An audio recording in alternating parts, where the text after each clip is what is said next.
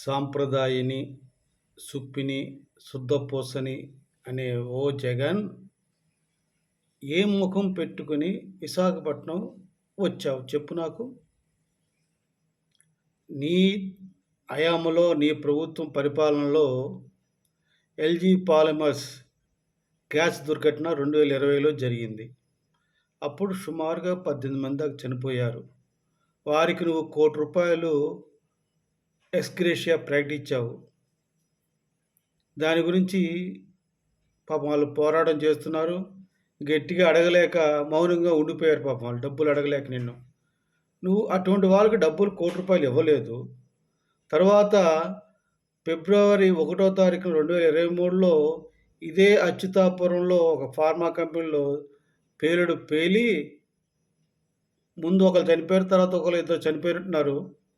ఆ సంఘటనకి కూడా మీరు ఏమాత్రం ప్రభుత్వం అధికారంలో ఉండి ఏమీ యాక్షన్ తీసుకోలేదు. కానీ పవన్ కళ్యాణ్ గారు ఏ రోజైతే ఎల్జీ పాలిమర్స్ దుర్ఘటన జరిగిందో ఆ రోజే పవన్ కళ్యాణ్ గారు డిమాండ్ చేశారు జగన్మోహన్ రెడ్డిని, మిస్టర్ జగన్ సేఫ్టీ ఆడిట్ సరిగ్గా చేయించండి, అధికారులకి చెప్పండి, సేఫ్టీ ఆడిట్ జరగాలి. ప్రతి కంపెనీకి ఏదైనా కావచ్చు, ఏ కంపెనీ సేఫ్టీ ఆడిట్ ఉందో లేదో చూడండి, అధికారులు పురమాయించండి, ఇటువంటి సంఘటనలు పునరావృతం కాకుండా చూసుకోండి అని చెప్పి ఆయన పదే పదే పదే చెప్పాడు. కానీ తమరు పాలిమర్స్ కేసు జరిగిన తర్వాత 4 సంవత్సరాలు మౌనంగా ఉన్నారు, ఏమి చేయలేదు, పరిపాలన చేయలేదు. తర్వాత అచ్యుతాపురం కేసు జరిగి కూడా సంవత్సరం అయింది, అప్పుడేం మాట్లాడలేదు. కానీ వింత ఏంటంటే నిన్న మీరు వచ్చి సర్క్యులర్ ఉంది, ఆ సర్క్యులర్ నడుచుకుని సరిపోద్ది, ఆ ప్రకారం చేయట్లేదు, అధికారులు చెప్పట్లేదు, వీళ్ళు అవినీతి చేస్తున్నారు. అసలు సంఘటనకి అవినీతికి ఏ సంబంధం అండి? జగన్మోహన్ రెడ్డి గారు మీరు మాట్లాడే దాని అర్థం ఉందా? మీరు సంవత్సరన్నర పాటు అధికారంలో ఉన్నారు. ఎప్పుడు? ఫిబ్రవరి అచ్యుతాపురం సంఘటన తర్వాత ఏమి తీసుకున్నారు? ఆడిట్, సేఫ్టీ ఆడిట్ చెప్పండి నాకు.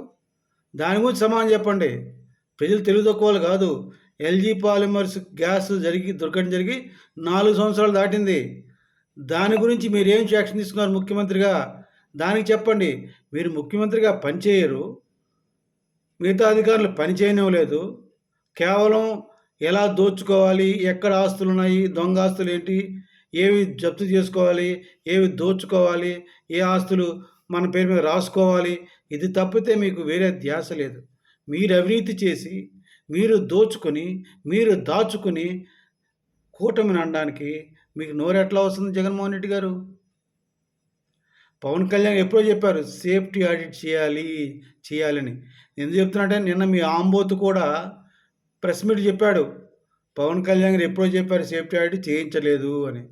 ఈ కూటమి ప్రభుత్వం వచ్చి 2 సంవత్సరాలు అయింది. మీరు అధికారంలో ఉండి ఏం పీకారు చెప్తే మంచిది. మీరు చేసిన తర్వాత కంటిన్యూ చేయకపోతే కూటమి ప్రభుత్వం ఖచ్చితంగా తప్పు చేసినట్టు అవుతుంది. కానీ మీరు ఏం పాటించకుండా అసలు కూటమి ప్రభుత్వానికి మీరు పెట్టిన లోటు బడ్జెట్ డబ్బులు ఎక్కడెక్కడగా కన్నాలు ఎత్తుకొని సరిపోతుంది వాళ్ళకి.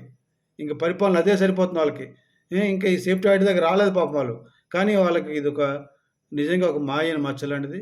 అందుకే ఆ మచ్చ చెరుపుకోవడానికి చంద్రబాబు నాయుడు గారు కుటుంబానికి ₹1,00,00,000, మనిషికి ₹1,00,00,000 అన్నారు. ఖచ్చితంగా ఇచ్చి తీరుతారు.